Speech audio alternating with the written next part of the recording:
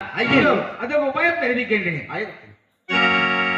கிரேதா சேதா துவாபரா கலியுகம் என்று 4 யுகங்களிலே இந்த கலியுகத்திலே பராபரத்திலே பலம் தோன்றி பலத்திலே சிவன் தோன்றி சிவத்திலே சக்தி தோன்றி சக்தியிலே நாதம் தோன்றி நாதத்திலே அப்பு தோன்றி அப்புலே ஆகாயம் தோன்றி ஆகாயத்திலே மகேஸ்வரன் தோன்றி மகேஸ்வரே ருத்ரன் தோன்றி ருத்ரத்திலே மகாவிஷ்ணு தோன்றி மகாவிஷ்ணுவிலே பிரம்மா தோன்றி பிரம்மனால் படிக்கக்கூடிய 82 ஜீவன் தோன்றினார்கள். அப்படி பிரம்மனால் படிக்கக்கூடிய 84 ஜீவன்கள் 12 பட்டு இந்த திருக்கலயத்தை வீட்டுக்கும் பொழுது தேவி பார்க்கடல் பள்ளிக்குள்ள பரந்தாமனாகப்பட்டவர் ஒரு சகோதரன் இப்போது திருக்கலயத்தை வைத்து வந்திருக்கின்றார்.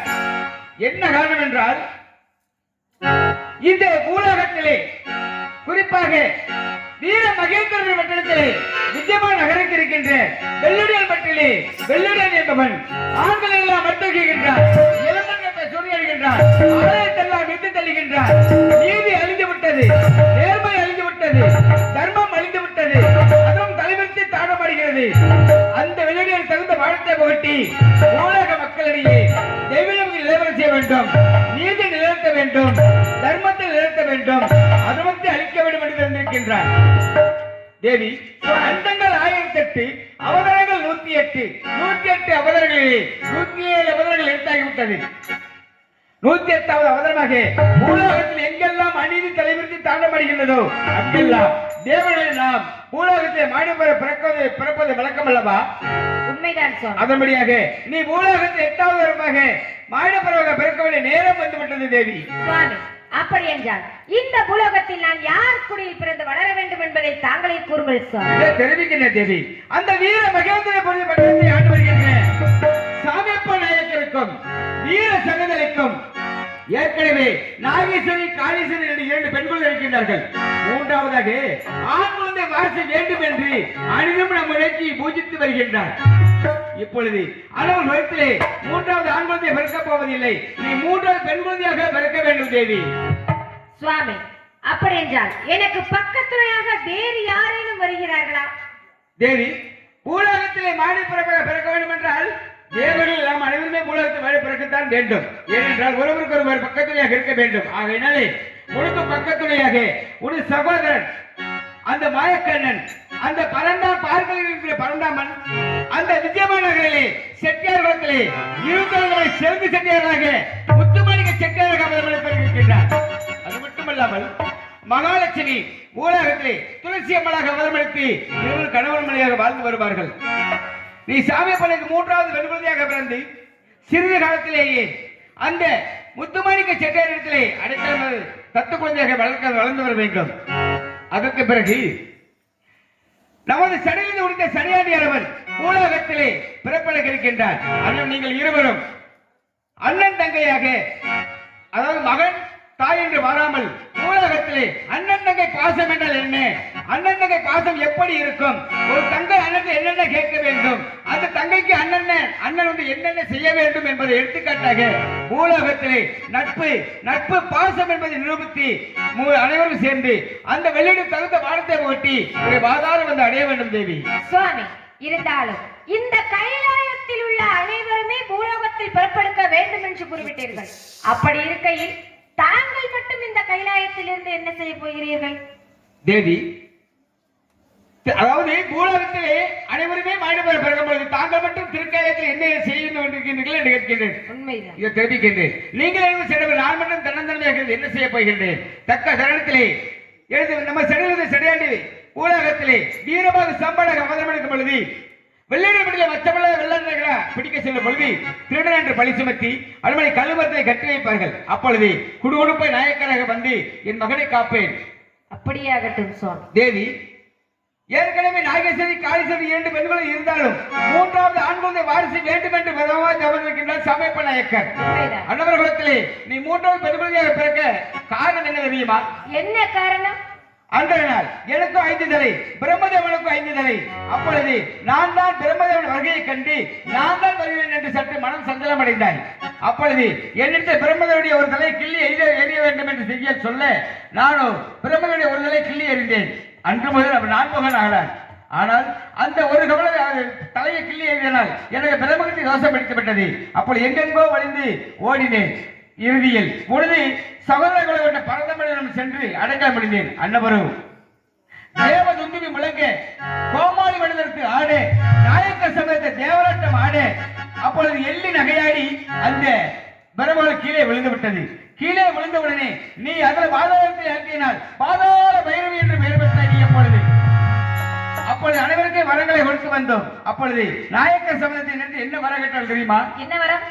சுவாமி, உமாதேவியானவள் எங்கள் குலத்திலே குழந்தையாக பிறக்க வேண்டும் என்று வரம் கேட்டார்கள். மற்றபடி அதை நிறைவேற்றுவதற்காகவே நீ மூன்றாவது பெண் குழந்தையாக பிறக்க வேண்டும் தேவி. பரந்தாமா, பூலோகத்திலே சகோதரியானவள் அந்த சாமி பொண்ணுக்கு மூன்றாவது பெண் குழந்தையாக பிறந்திருக்கும் பொழுது நீ அதே விஜயமன் நகரிலே செட்டியார் குலத்திலே முத்துமாணிக்க செட்டியாராக அவதரம் எடுக்க வேண்டும்.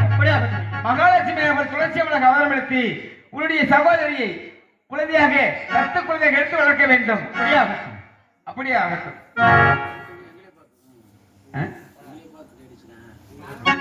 இப்பொழுது பிரம்மதேவா, நீ வந்து பூலோகத்திலே எவ்வாறு பிறக்க வேண்டும் தெரியுமா? எப்படி?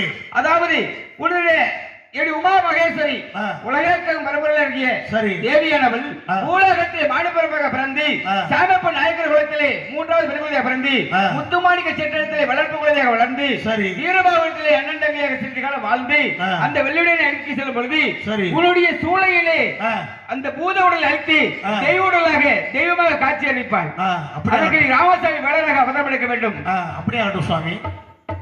தேவி, இப்பொழுது நமது மகள் பூலோகத்திலே சடையுள்ள சடையாடியானவன் தேவலோகத்தில் செய்த சில தவறுகள் காரணமாக பூலோகத்தில் 4 பிரபல பிறக்க வேண்டும் என்ற கட்டளை பிறப்பித்திருந்தேன். முதலாவது பிறப்பாக அந்த கிரேதா யுகத்திலே ராமருக்கு பக்கத்திலேயாக வீரபாக ஜாம்பாடாக அவதரித்து முதலாவது பிறப்பை முடித்தார். இரண்டாவது பிறப்பாக அந்த கந்தபுராணத்திலே கந்தபெருமானுக்கு பக்கத்துணையாக வீரபாகவாக அவதரித்து இரண்டாவது பிறப்பை முடித்தார். மூன்றாவது நீ பூலோகத்திலே காஞ்சிபுரம் கம்பெனி கரையிலே காஞ்சி காமாட்சியாக அவதரிக்கும் பொழுது உனது மகனாக காத்தவராக உனது பக்கத்திலாக இருந்து மூன்றாவது பிறப்பை முடித்தார். இப்பொழுது 4வது பிறப்பை எங்கு பிறக்க வேண்டும், யாருக்கு மகனாக பிறக்க வேண்டும், எப்போது பிறக்க வேண்டும் என்று நம்ம நோக்கி வந்து கொண்டிருக்கின்றார். அன்னவன் அவர்கள் எதிர்பார்க்கலாம் தேவி. அப்படியே ஆகட்டும் சுவாமி.